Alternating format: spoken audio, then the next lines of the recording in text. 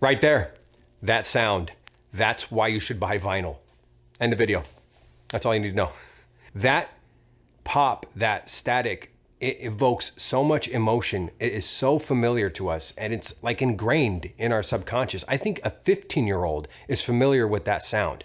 It's in movies, it is everywhere we go, and I don't even think we even know that it's there, but we recognize it. And I feel like it creates an emotion in us, and there is so much warmth and, again, familiarity to that sound that I think that's why a lot of people hanker towards vinyl and why they buy it. But no, there are more reasons, so stick around. My name is Timothy Sands. This is Fashionable Father. So yes, I am gonna go over the reasons to buy vinyl, but also I'm gonna go over the reasons maybe to not buy vinyl, and also show you my journey and how I turned this into this, and maybe some of the pitfalls of doing that as well.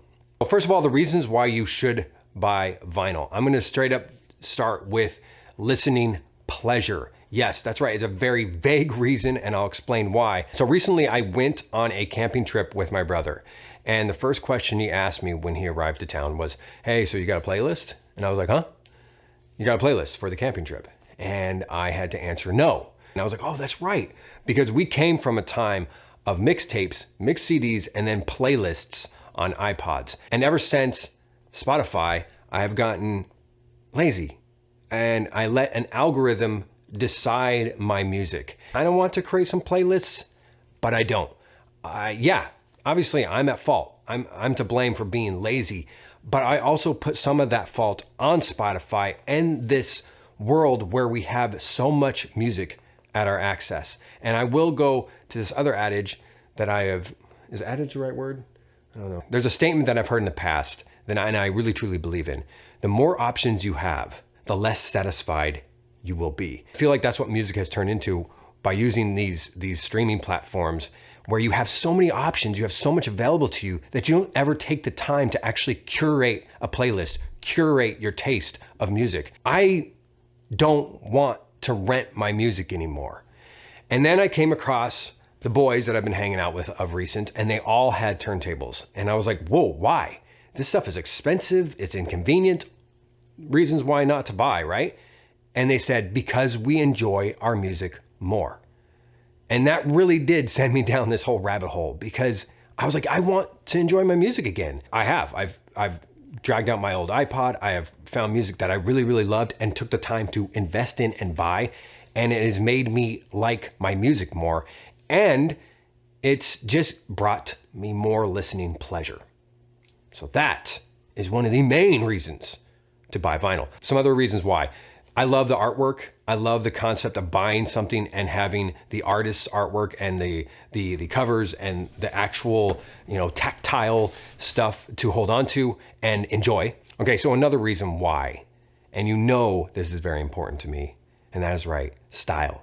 Style first is our philosophy here, and a record player just reeks of style. It has such an awesome aesthetic sitting on your cabinet. You put a record on, you love this music, you love this album. It is just so much style, so much choice aesthetic. Am I right? So yes, I think that's another reason to buy vinyl. Some reasons why you should not buy vinyl, and let's just get right into that. Cost. Yes, this is expensive. Oh my goodness. I was talking to the boys about how I was like, hey, this is a rabbit hole just putting the stereo together. They're like, rabbit hole? You don't even know what the rabbit hole is until you start shopping vinyl. And it is like, you just have to have that album. You have to have this. And so it's expensive. It's expensive. It's also inconvenient, right? We're so used to just throwing on Spotify and having anything at your fingertips that, this is pretty inconvenient. So this will be another thing. And I want to show you my journey on creating my actual stereo cabinet. If you are going to deal with all this inconvenience, if you are going to deal with this expense and spend a lot of money on vinyl, I do think you should go through my next step, which I'm about to show you, because you should give the vinyl its value, right? And have a nice stereo and setup, which might be a reason for you to not buy vinyl, because this does become a little bit of an investment. But I think it's a worthy one. Again, for all the other reasons why I mentioned, right? So yeah, let me show you that process. and let me know. I'll show you my struggles, some of my mistakes. There was plentiful. Okay, so this used to be full of liquor. And what I decided to do is take all this liquor and put it in a corner cabinet in the kitchen. And because we don't really do a lot of drinking here, and I want to put a stereo, which is pretty much what this cabinet was originally meant for in the first place. I am gonna take this piece of wood right here that I bought. I hope this is not too slim. It's a pretty slim piece of wood. And I'm gonna put a shelf right here. I'm gonna put a shelf up on the second one.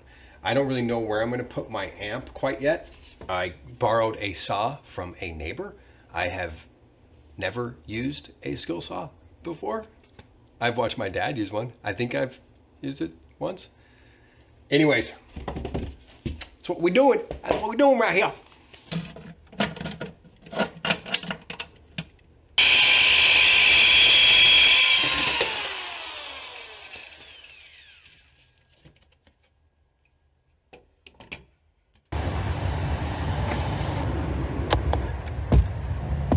Made a mistake, really stupid mistake of thinking that this thin of a piece of wood could actually constitute a shelf. So obviously got thicker pieces of wood, but what was really good is now this is my model. So I don't really have to do a lot of measuring. Also got this, do some design and put a little piece of molding on the front of it. I got some glue, I got some nails, I got a hammer, I got a saw. I'm doing like some man stuff over here. I got some whitewash because I didn't want to try to match this wood or stain this wood for it to look completely different. So I figured why not whitewash it? What do you guys think? I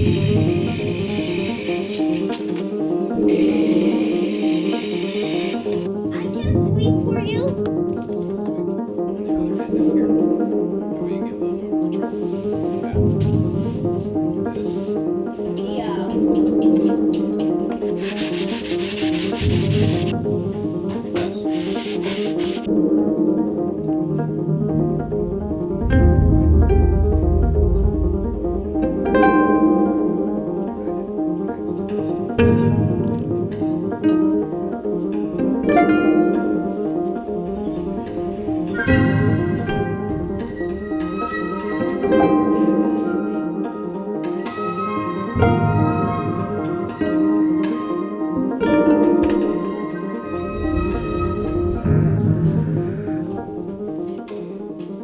The stereo cabinet continues. Now, initially I thought this is gonna be super easy. I'll put some shelves in, put the amp inside the cabinet, put the records on the other side. And then on the bottom, it's pretty much just empty. And then put two bookshelf speakers with these little stands, right? So these will like kind of angle them up, make them sound good. However, in the bottom, there was only one speaker built in. So my two bookshelf speakers, one will resonate out because there's a hole. The other side will not resonate out because it's covered with solid wood. I feel like this is kind of a good opportunity though, because that cloth down there is just gross. So what I'm gonna do is take out that piece of wood and cut it and put new material on it. My wife actually said, wow, that would look really good if it was really clean and white. So I'll go get some new material, I guess. This is kind of out of my wheelhouse completely, so. Strips. And then this is pretty much cream. Is it just like spandex?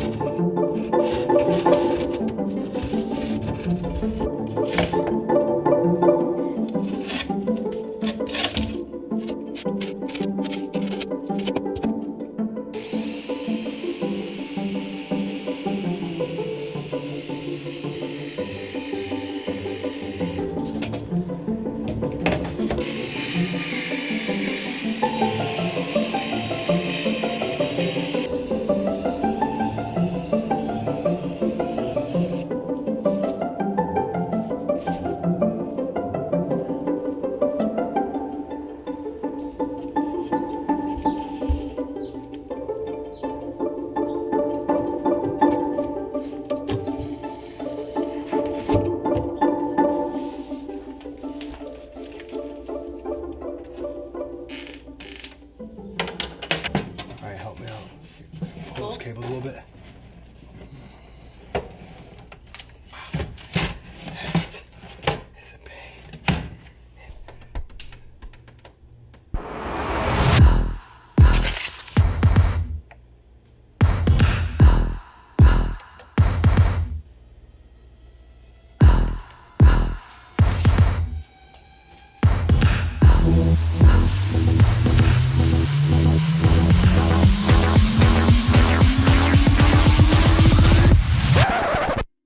So as you can tell by that record, it is ridiculously warped.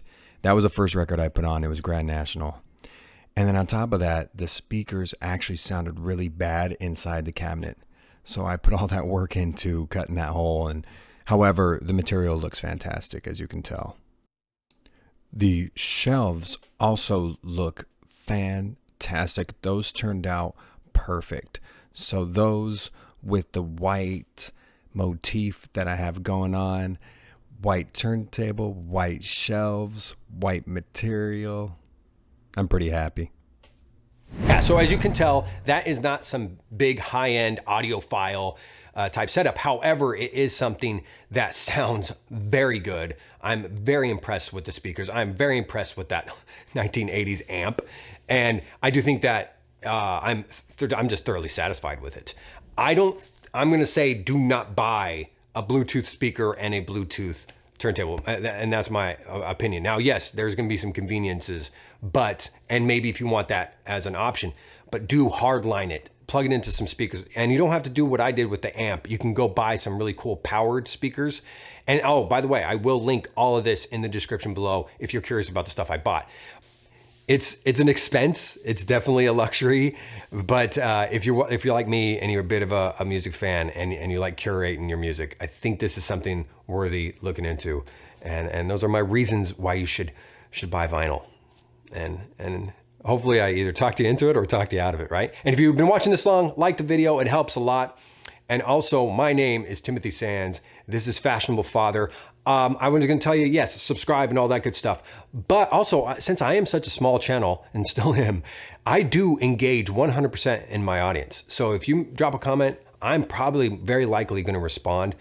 So feel free to ask some questions and give your input, because I do like engaging with my audience. It's one of the most satisfying things of this channel. Always remember, never forget, style first. See you on the flip side, I guess.